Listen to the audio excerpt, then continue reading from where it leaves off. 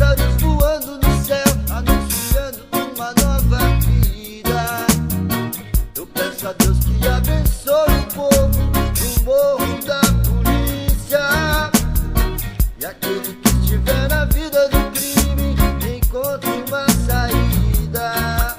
Oriundo do gueto não percebeu de onde eu vim, eu sou do morro da polícia. Sim, é um lugar como muito, e também tem tragédia, seja na ascensão, na patrimônio ou na verba.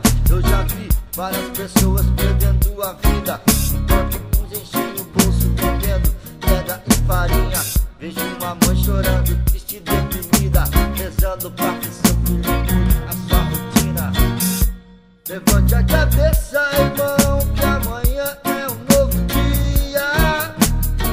Eu vejo os pássaros voando no céu, anunciando uma nova vida. Eu peço a Deus que abençoe o povo do morro da polícia.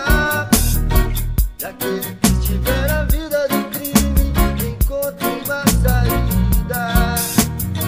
Senhor meu Deus, ilumine os caminhos daquele que está confuso, que está perdido.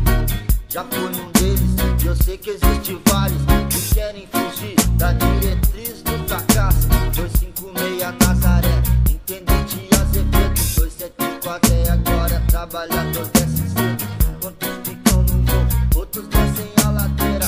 Eu levo a vida entre motos e tristeza, vidas que se foram e que já não voltam mais. Juliano, Frank, Dória, estou sem paz, será que o crime vai parar? Não sei, mas espera acontecer um milagre na vida de cada um que resideu no morro da polícia. Em qualquer lugar, somente com a paz vamos revolucionar. Esporte Clube Verba, esse é meu time, eu sou do morro da polícia, favela dos humildes.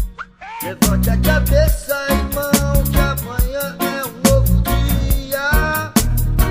Eu vejo os pássaros voando no céu, anunciando uma nova vida. Eu peço a Deus que abençoe o povo do morro da polícia. E aquele